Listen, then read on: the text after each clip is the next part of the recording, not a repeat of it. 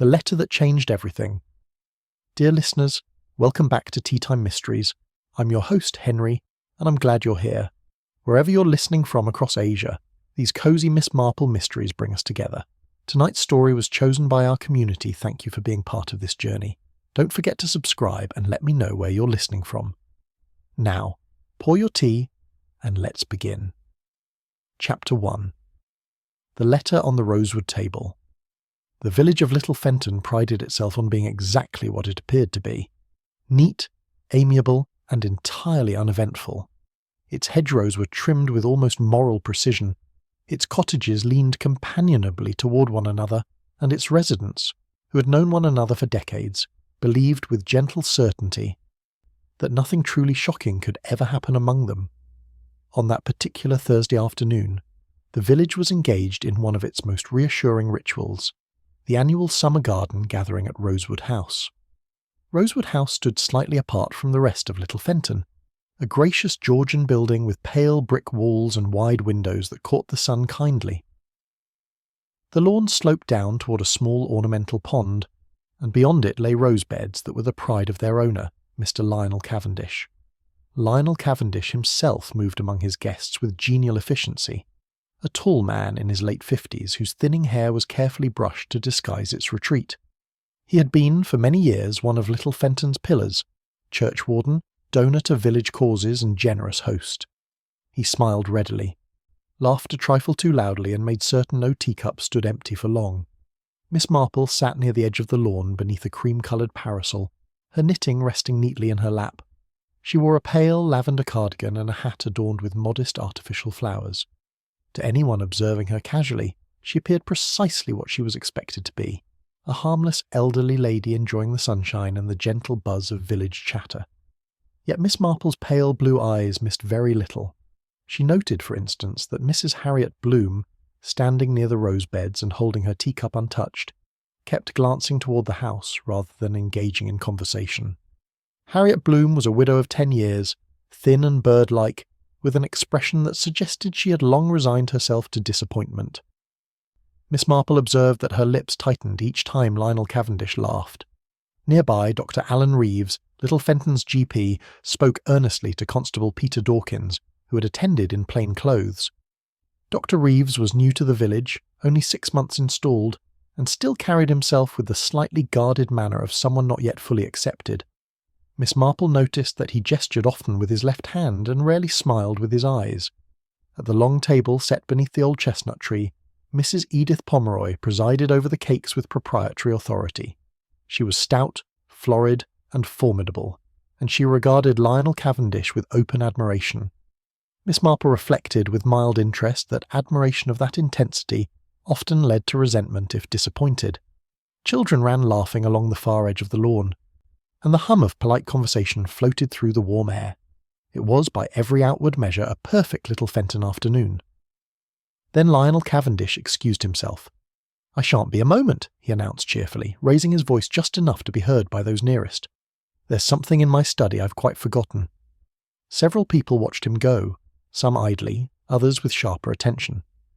Miss Marple's eyes followed him as he crossed the lawn and entered the house through the French doors. She resumed her knitting. Time passed, cups were refilled, slices of sponge cake disappeared. A breeze stirred the roses, carrying their scent across the lawn. After perhaps 20 minutes, Mrs. Pomeroy frowned. "Really," she said, setting down the cake knife, "Lionel is most remiss. One doesn't leave one's guests indefinitely." Mrs.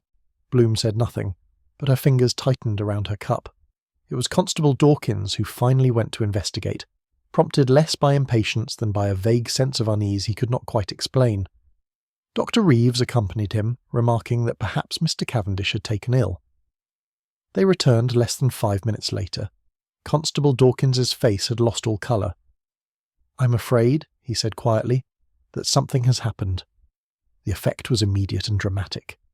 Conversation ceased. Several teacups rattled against their saucers. "What do you mean?" demanded Mrs. Pomeroy. "Mr. Cavendish has been found in his study," Dawkins replied. He's dead." A collective gasp swept the lawn.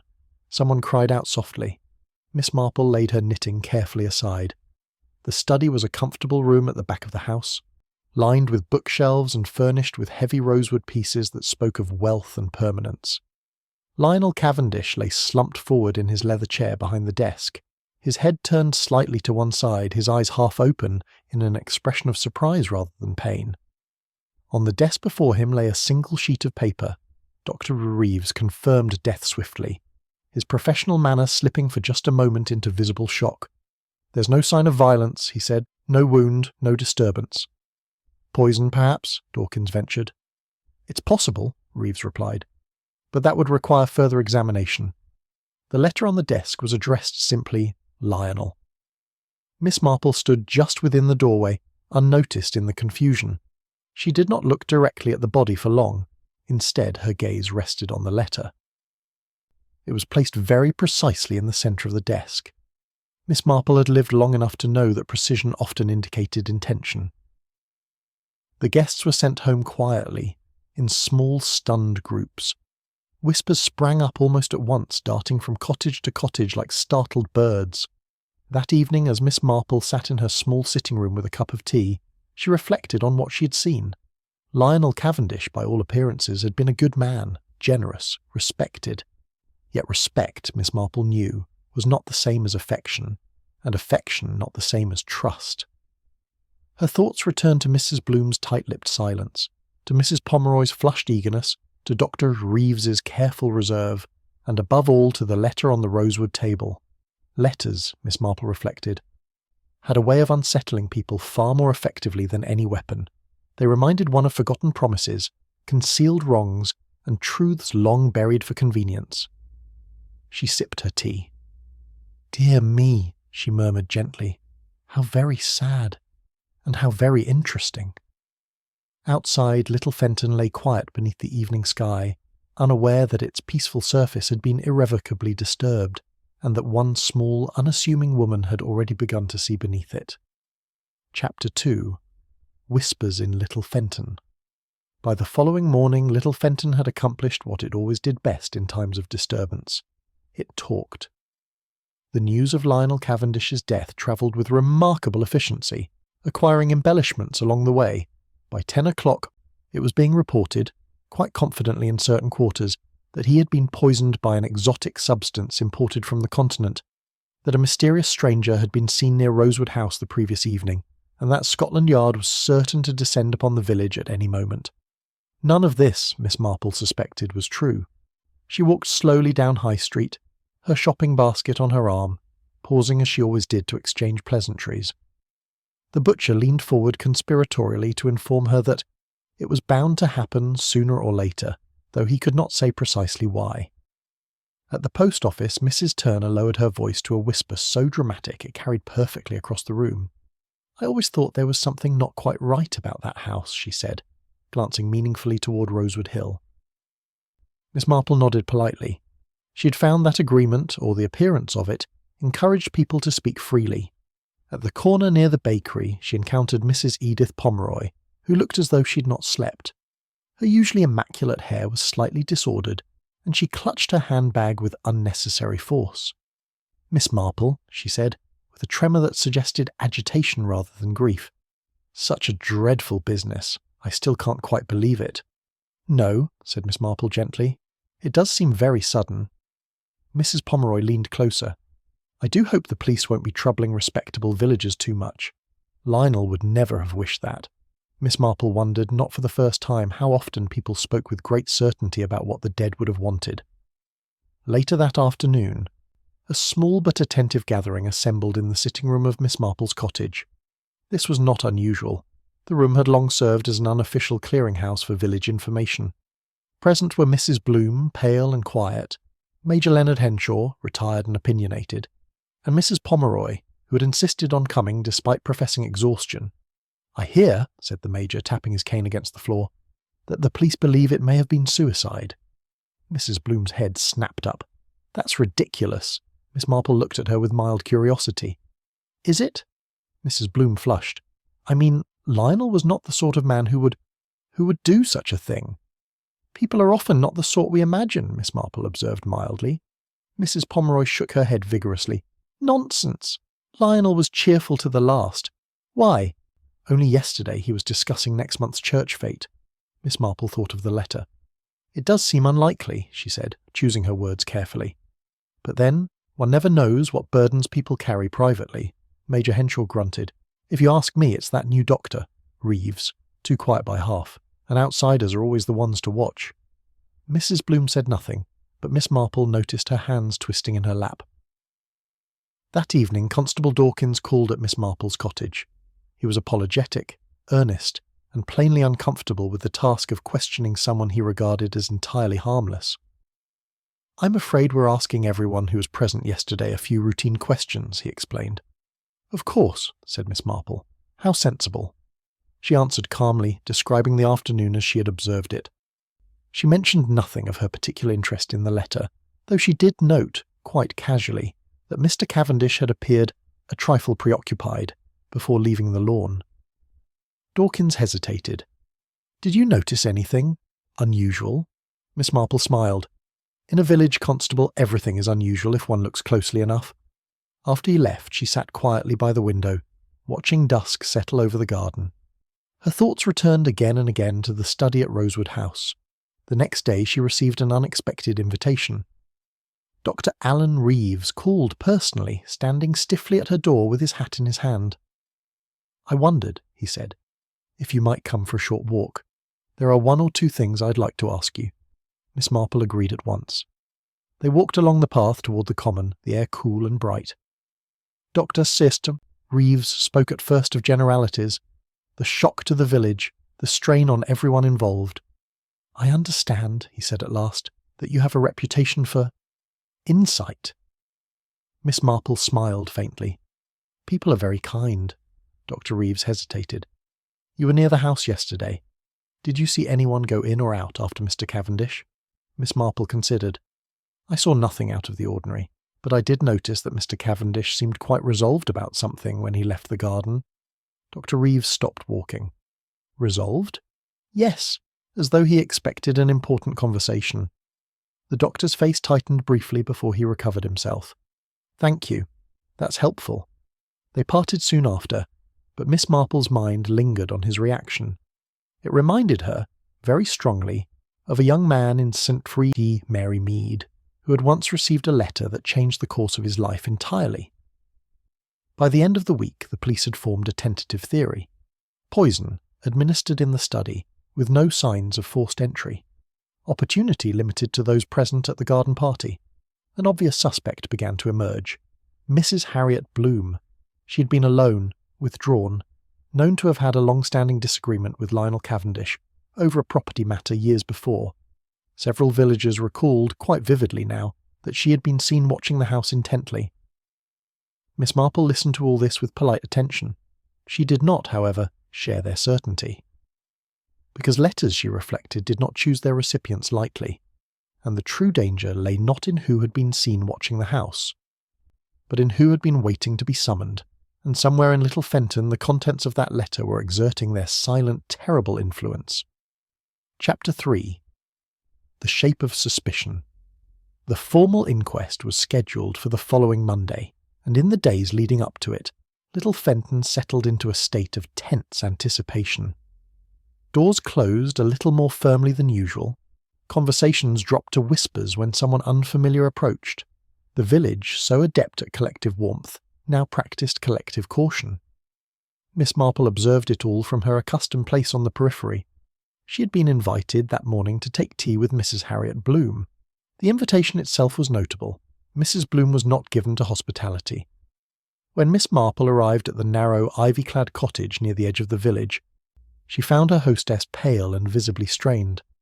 "I thought," Mrs. Bloom said as she poured the tea with trembling hands, "that it might be wise to speak with someone who understands how people think."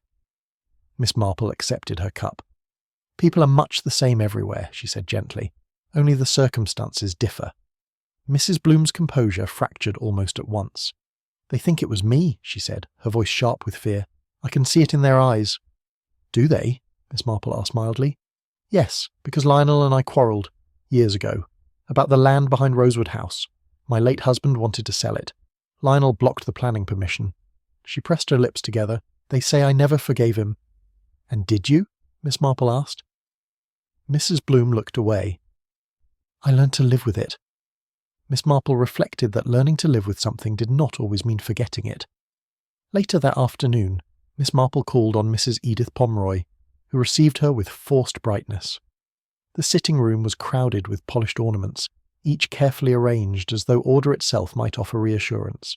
"Such dreadful nonsense being spoken," Mrs. Pomeroy declared before Miss Marple could speak. "Harriet Bloom? Absurd! She hasn't the nerve!"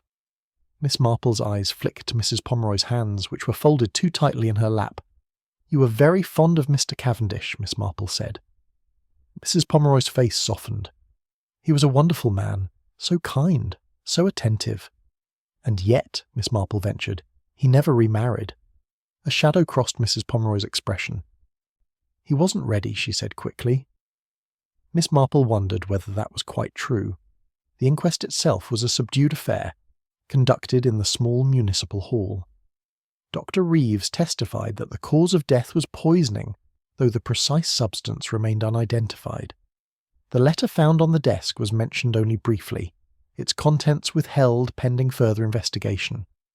This omission, Miss Marple noted, caused visible discomfort to more than one person present. Afterwards she walked slowly back through the village with Major Henshaw, who had appointed himself her escort. "Mark my words," he said, "they'll have Bloom woman in custody before the week's out." Miss Marple smiled faintly.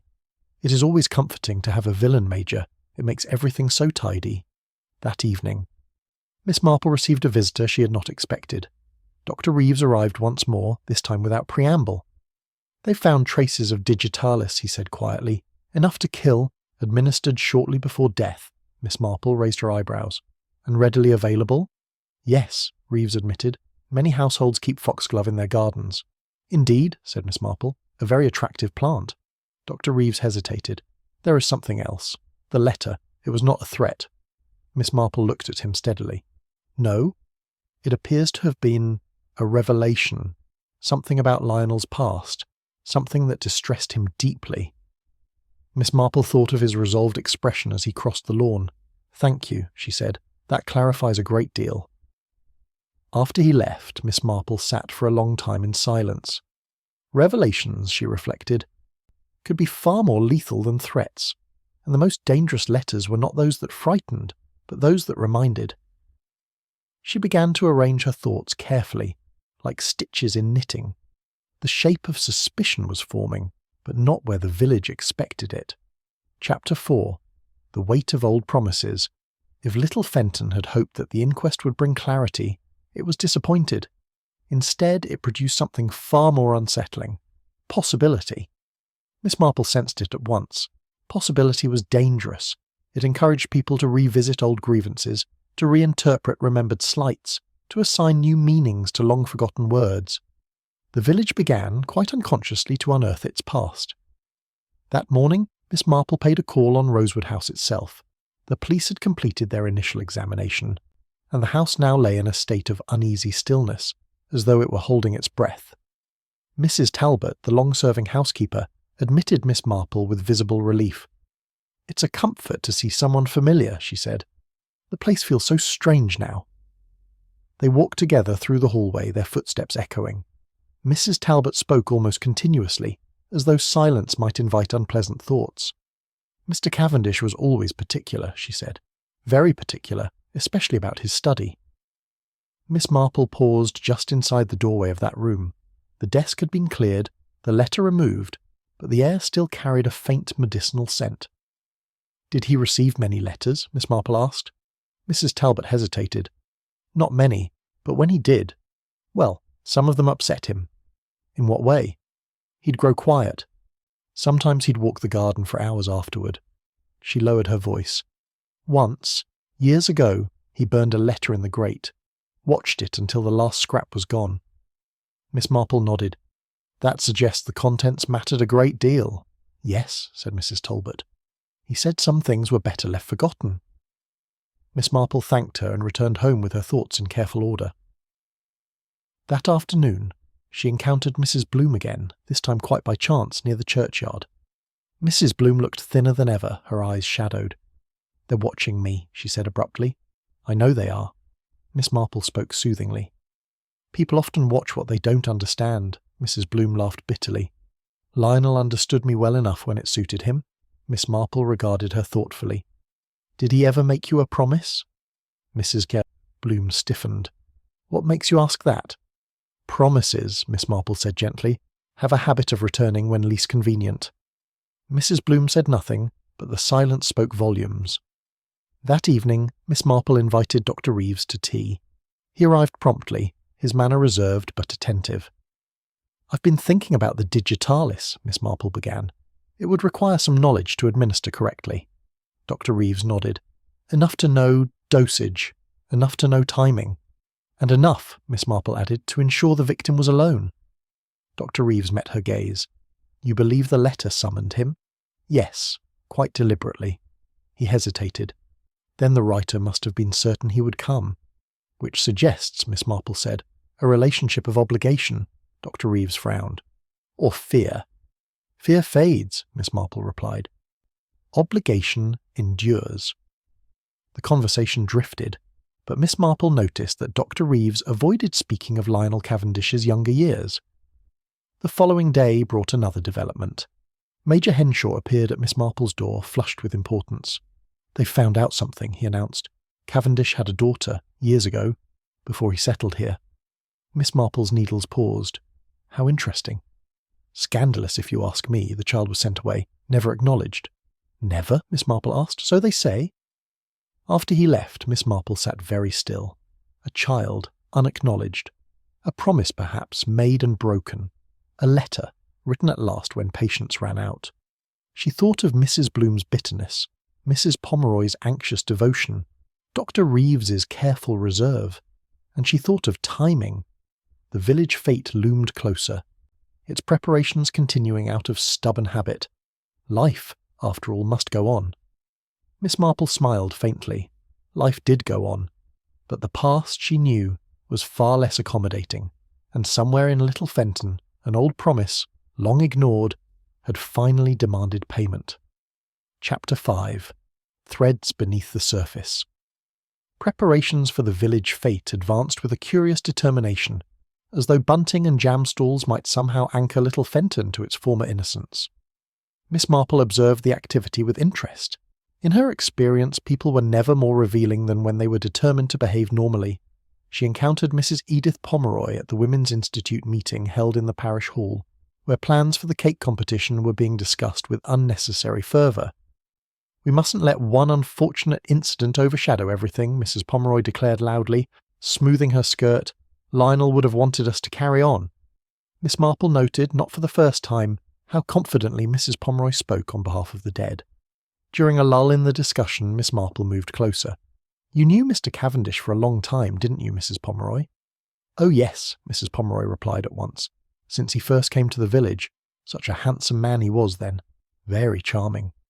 And did he ever speak to you of his life before Little Fenton? Miss Marple asked. Mrs. Pomeroy's smile wavered. Why should he? The past is past. Miss Marple smiled gently. I find it has a habit of reappearing. Later that afternoon, Miss Marple called on Major Henshaw, who was eager to repeat and embellish the rumour he had shared earlier. Entirely true, he insisted. I've it on good authority. A girl, born out of wedlock. Cavendish paid to keep it quiet. Did he? Miss Marple asked. Of course, men like that always do. Miss Marple wondered how often men like that were in fact all men when circumstances permitted. Her thoughts returned to Dr. Reeves. She decided to visit him at the surgery the following morning. The waiting room was empty. Dr. Reeves greeted her with professional politeness, though she detected a flicker of something, apprehension perhaps, when he saw her. I hope I'm not intruding, Miss Marple said. Not at all, he replied. Please. She seated herself carefully. I've been thinking about Lionel Cavendish's past. It must have been difficult to leave so much behind. Dr. Reeves stiffened slightly. Some people find it easier than others. And some, Miss Marple continued, find it impossible. He looked at her sharply. You seem very certain. Miss Marple met his gaze calmly. I've seen it often enough, particularly where children are concerned. There was a long pause. You know, Dr. Reeves said at last, that the police are considering reopening certain lines of inquiry. "I should hope so," Miss Marple replied. He stood abruptly. "I'm afraid I have a patient waiting." Miss Marple rose at once. "Of course. Thank you for your time." As she left, she reflected that discomfort, when sudden and unguarded, often spoke more truthfully than words. That evening, Mrs. Talbot visited Miss Marple's cottage, her face lined with worry. "I shouldn't be here," she said, twisting her apron. "But I thought you ought to know. Mr. Cavendish wasn't always kind." Miss Marple listened attentively. "There was a woman," Mrs. Talbot continued, "long before my time. He spoke of her once in a moment of temper, said she was troublesome, that she'd promised to stay away." "And did she?" Miss Marple asked. Mrs. Talbot shook her head. "Not in the end." The final piece of the evening arrived unexpectedly. A letter was delivered to Miss Marple's cottage. It was not addressed to her, but to Lionel Cavendish. The envelope was old, the paper yellowed, the handwriting firm and deliberate. It had been found, apparently among effects, in a drawer overlooked during the initial search. Miss Marple read it slowly. It spoke of promises broken, of a child grown and wronged, of patience exhausted. It ended simply, "You will meet me at last. You owe me that much." Miss Marple folded the letter with care. So, the letter that had changed everything was not the first, merely the last. She sat back in her chair, knitting needles idle. The threads beneath the surface were clearer now. A hidden child, a broken promise, a summoning letter, and a poison requiring knowledge and timing. The village fete would go on, of course. Smiles would be worn, cakes judged. But Miss Marple knew that beneath the bunting and cheer the truth was tightening, drawing all its threads inexorably together. Chapter 6. A carefully laid trap. By the time the morning of the fete arrived, little Fenton had decided, quite firmly, that it would not be intimidated by death. Bunting fluttered across the green, trestle tables appeared as if by magic, and the scent of baking competed valiantly with the unease that lingered just beneath the surface. Miss Marple moved among the preparations with her usual gentle presence, offering help where needed and listening more than she spoke. She was, she reflected, in the ideal position to observe. She paused beside Mrs. Harriet Bloom, who was arranging flowers for the church stall. The woman's hands shook slightly. "It's a fine day," Miss Marple remarked. Mrs. Bloom nodded. "It would have pleased Lionel." "Yes," Miss Marple said quietly, "though I imagine he found the waiting rather difficult." Mrs. Bloom glanced at her sharply. "Waiting?" "For justice," Miss Marple replied mildly. Mrs. Bloom said nothing more. Near the bandstand, Mrs. Edith Pomeroy was overseeing the cake competition with military precision. Dr. Boris Reeves arrived shortly afterward, his expression unreadable. Miss Marple noted with interest that he paused when he saw Mrs. Pomeroy, then looked away quickly. The fete was in full swing when Miss Marple began the final phase of her quiet experiment. She seated herself at a small table near the refreshments, within easy hearing of several key figures. When Mrs. Pomeroy passed by, Miss Marple spoke softly as though to herself. "It is such a pity," she said, "that Lionel Cavendish never lived to meet his daughter." The effect was immediate. Mrs. Pomeroy stopped short, her face draining of colour.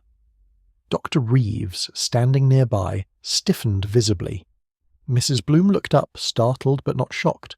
Miss Marple continued, her voice still mild. Of course, not everyone knew about her. He was very determined to keep that promise. "What promise?" Mrs. Pomeroy demanded, too sharply. Miss Marple smiled apologetically. "Oh dear, I assumed it was common knowledge by now." Dr. Reeves took a step forward. "Miss Marple, I think—" But she pressed on. "To provide for her, to ensure she was cared for. He failed her, I'm afraid, and when she wrote to him again, after all those years—" She let the sentence trail away. Mrs. Pomeroy's hands trembled. "You don't know what you're talking about." Miss Marple looked at her kindly. "On the contrary, my dear, I believe I know exactly what I'm talking about." The crowd around them had grown attentive. "It was you," Miss Marple said gently. "You were the child's mother. You loved Lionel. You believed his promises, and when he broke them, you waited." Mrs. Pomeroy swayed. "I would never—" "But your daughter did," Miss Marple continued. "She wrote the letter, and you ensured Lionel received it when he would be alone. You provided the digitalis, knowing how it would appear natural. Dr. Reeves spoke at last, his voice steady but grave. The police were informed this morning. Mrs. Pomeroy collapsed into a chair, sobbing. Miss Marple's voice softened.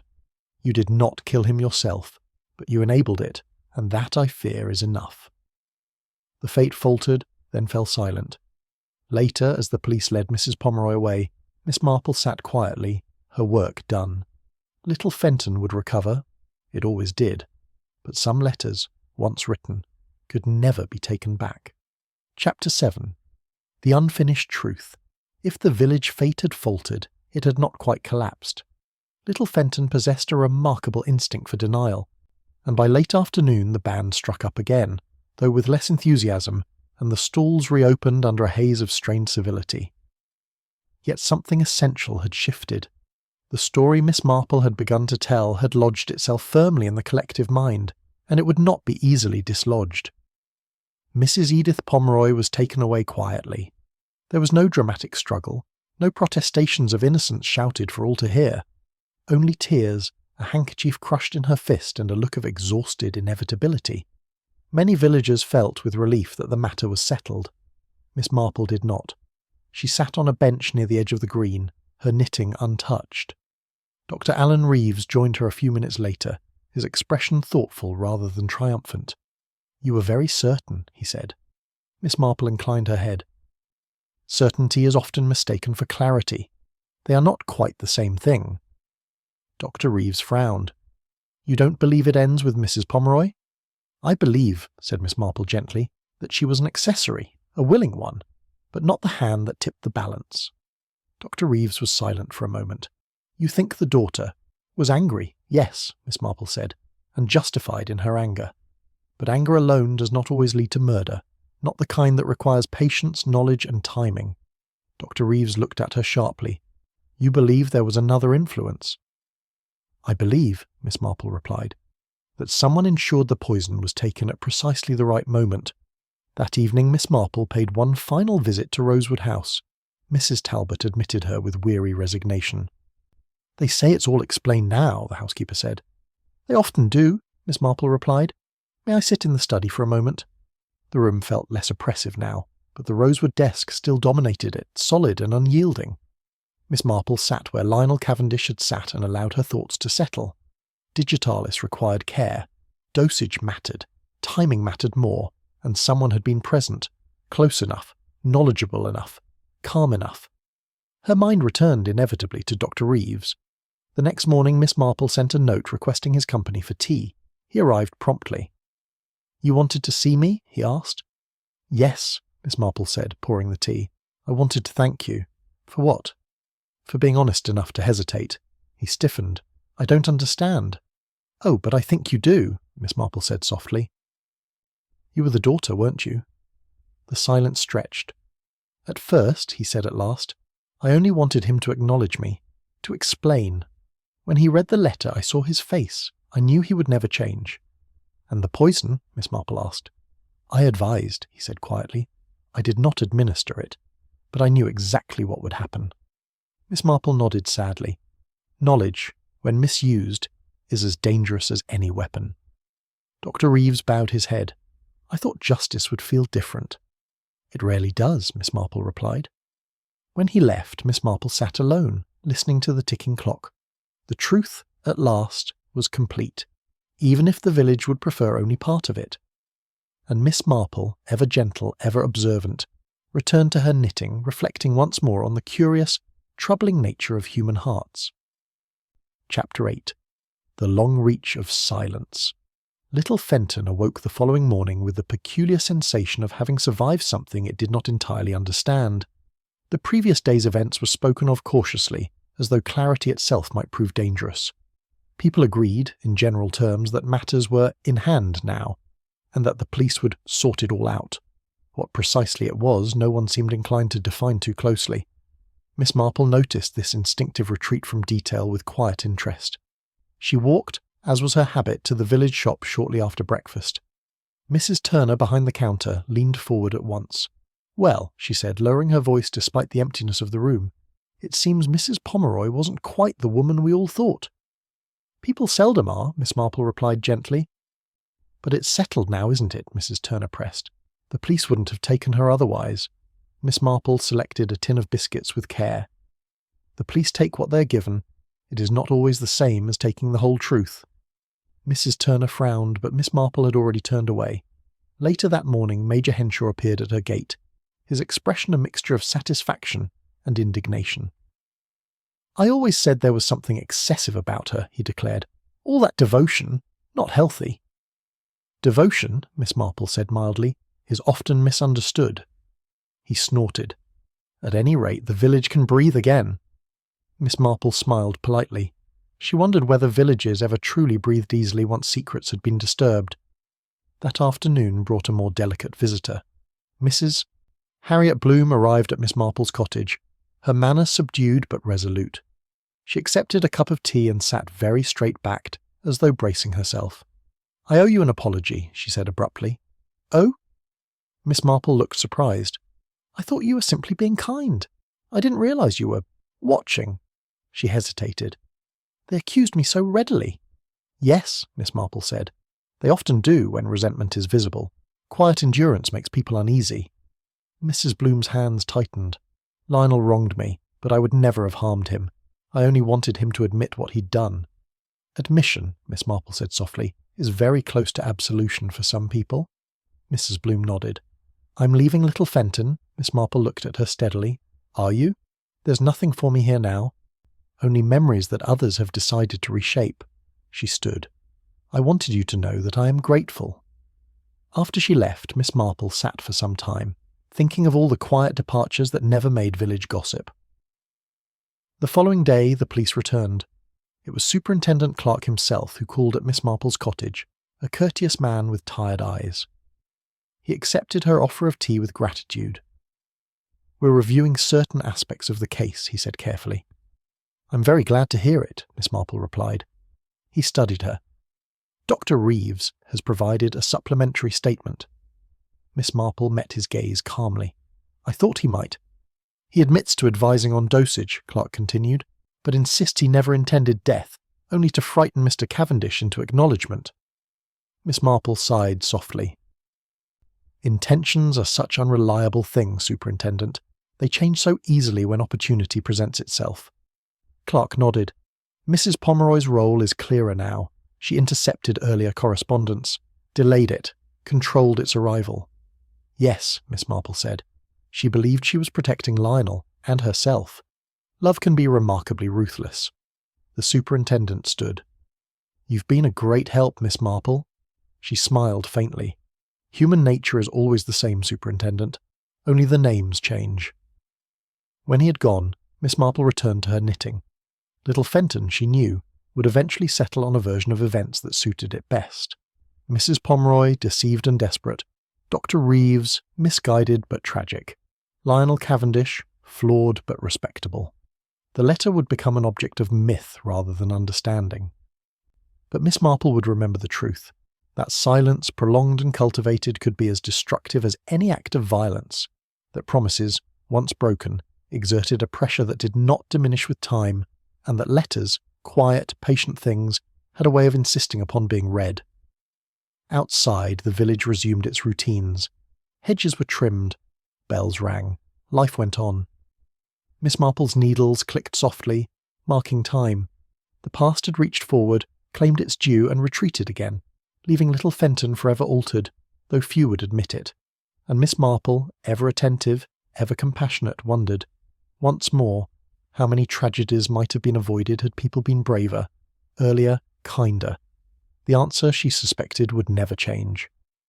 Chapter 9. Fractures in the Story. In the days that followed Superintendent Clark's visit, Little Fenton adopted a curious collective strategy. It behaved as though repetition might create certainty. The same phrases were used again and again. Tragic misunderstanding, unfortunate entanglement. No one could have foreseen it. With each retelling, the story smoothed itself, sharp edges worn away by comfort and habit. Miss Marple listened to these repetitions with polite attention and a private sense of unease. Truth, she knew, did not smooth so easily. She first became aware of the fracture when she received a note from Mrs. Talbot. written in a careful, uneven hand. "If you have a moment, Miss Marple, I should be grateful to speak with you. There are things I ought to have said before." Miss Marple went to Rosewood House that afternoon. The house no longer felt suspended in shock. Instead, it had settled into something more permanent, a quiet resignation. Mrs. Talbot led Miss Marple into the kitchen rather than the study, closing the door firmly behind them.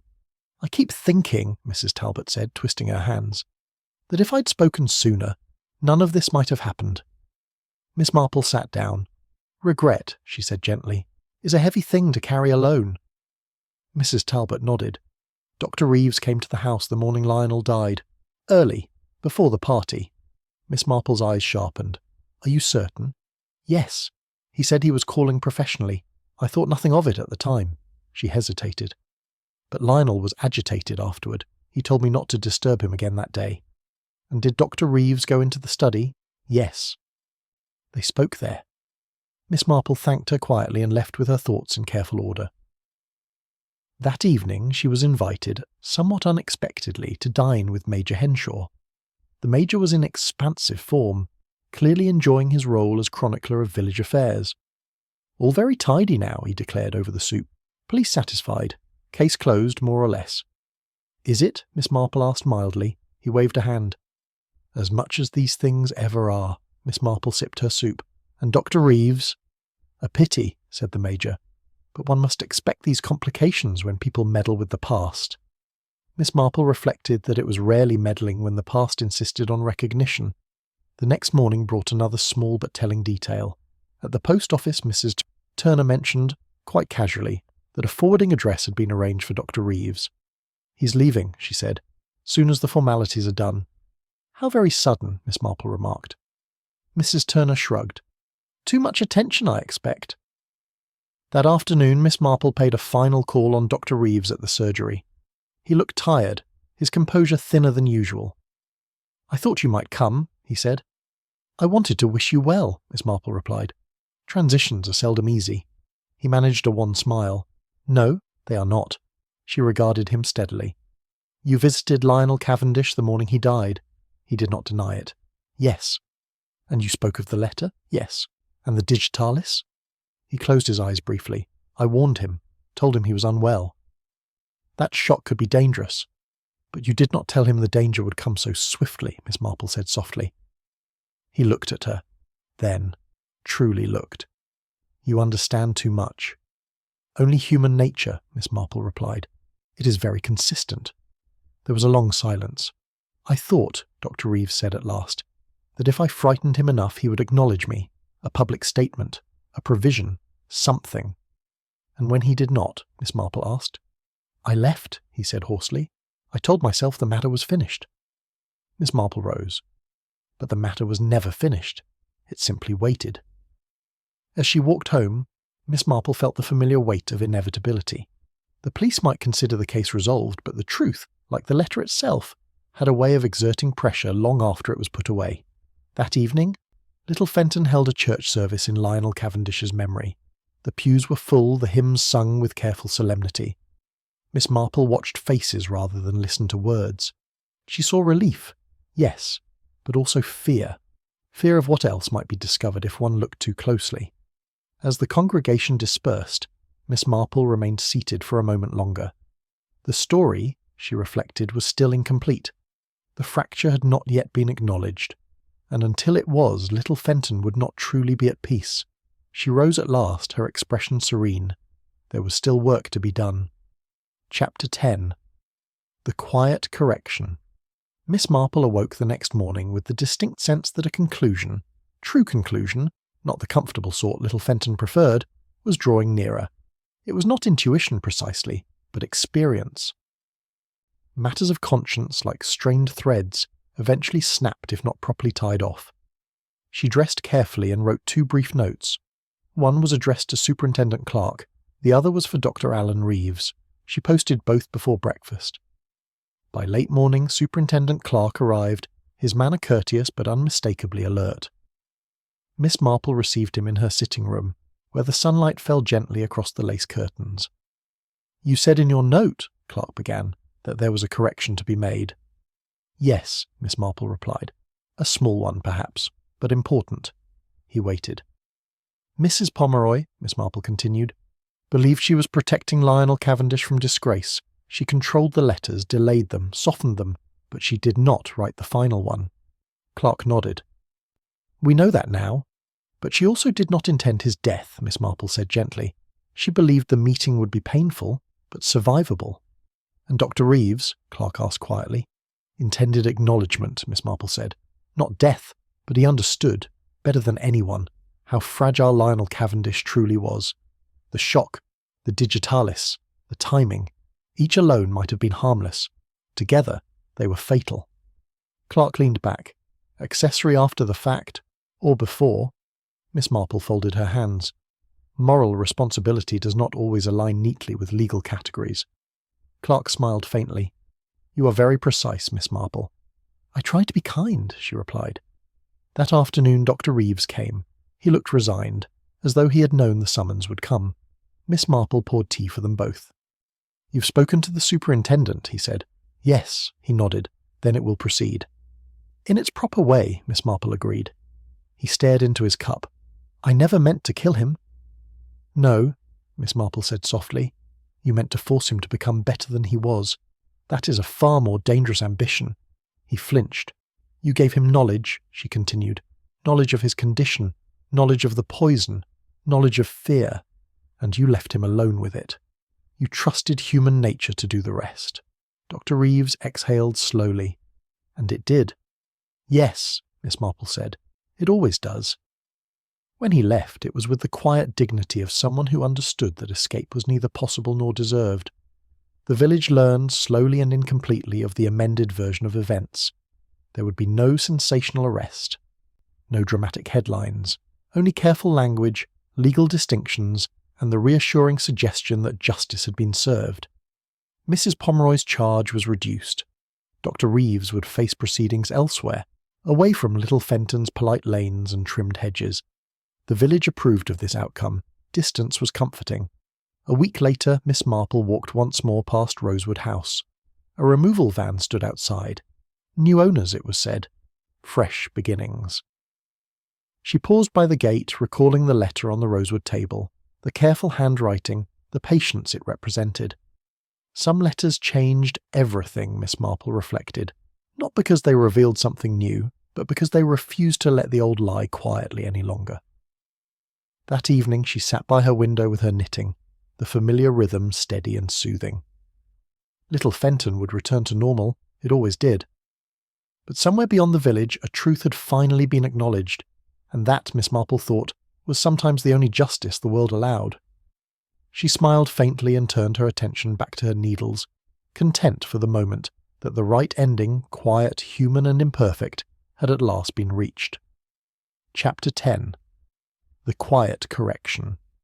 Miss Marple awoke the next morning with the distinct sense that a conclusion, true conclusion, not the comfortable sort Little Fenton preferred, was drawing nearer. It was not intuition precisely, but experience. Matters of conscience, like strained threads, eventually snapped if not properly tied off. She dressed carefully and wrote 2 brief notes. One was addressed to Superintendent Clark, the other was for Dr. Alan Reeves. She posted both before breakfast. By late morning, Superintendent Clark arrived, his manner courteous but unmistakably alert. Miss Marple received him in her sitting room, where the sunlight fell gently across the lace curtains. You said in your note, Clark began, that there was a correction to be made. Yes, Miss Marple replied. A small one, perhaps, but important. He waited. Mrs. Pomeroy, Miss Marple continued, believed she was protecting Lionel Cavendish from disgrace. She controlled the letters, delayed them, softened them.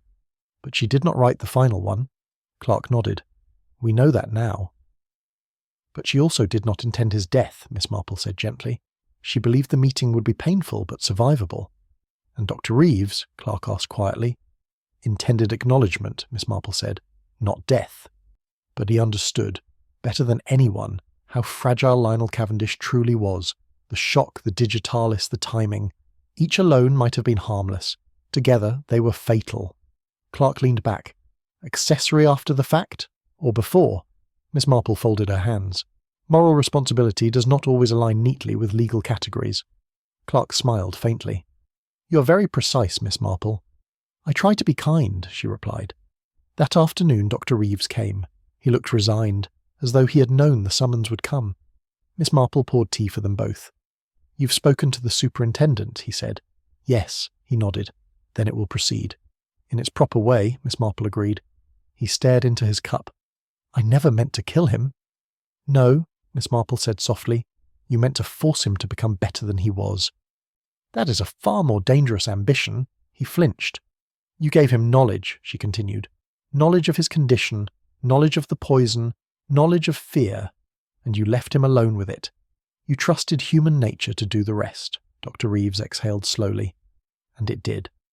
Yes, Miss Marple said. It always does. When he left, it was with the quiet dignity of someone who understood that escape was neither possible nor deserved. The village learned slowly and incompletely of the amended version of events. There would be no sensational arrest, no dramatic headlines, only careful language, legal distinctions, and the reassuring suggestion that justice had been served. Mrs. Pomeroy's charge was reduced. Dr. Reeves would face proceedings elsewhere, away from Little Fenton's polite lanes and trimmed hedges. The village approved of this outcome. Distance was comforting. A week later, Miss Marple walked once more past Rosewood House. A removal van stood outside. New owners, it was said. Fresh beginnings. She paused by the gate, recalling the letter on the rosewood table. The careful handwriting, the patience it represented. Some letters changed everything, Miss Marple reflected. Not because they revealed something new, but because they refused to let the old lie quietly any longer. That evening she sat by her window with her knitting, the familiar rhythm steady and soothing. Little Fenton would return to normal. It always did.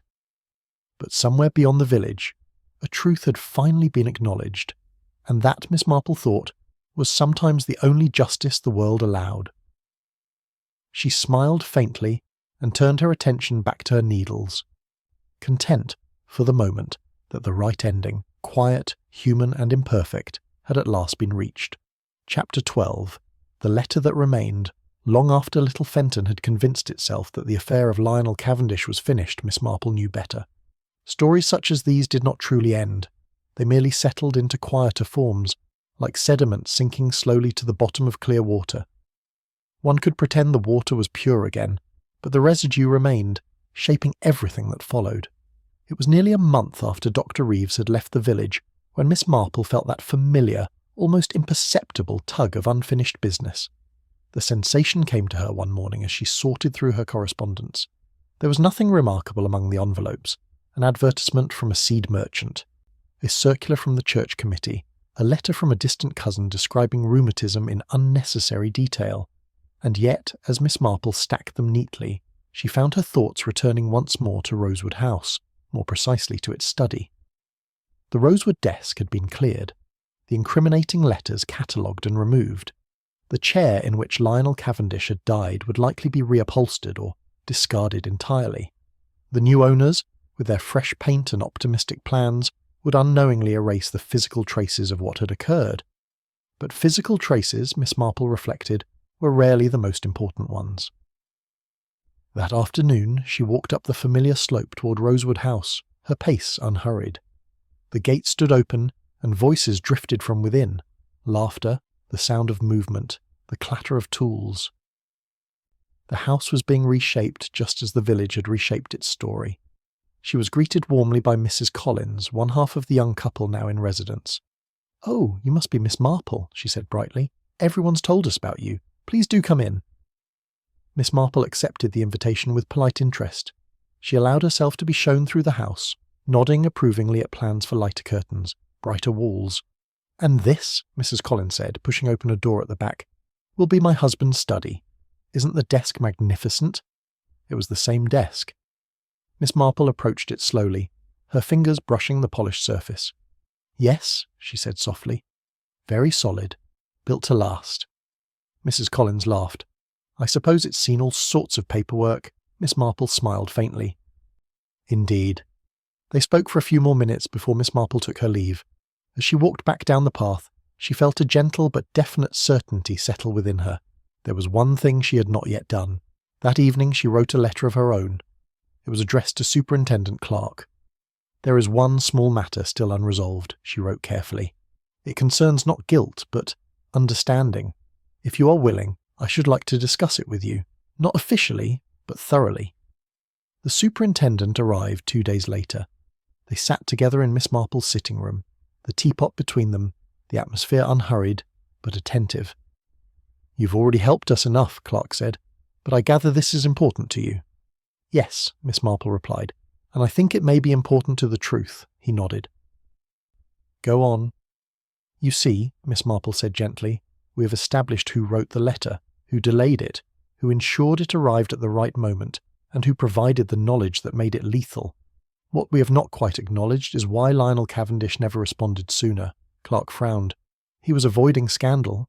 "Yes," Miss Marple agreed, "but that is not quite sufficient." She leaned forward slightly. Lionel Cavendish was not merely hiding a youthful indiscretion. He was maintaining a carefully constructed identity, one in which he was the benevolent centre of the village, the moral authority, the generous benefactor.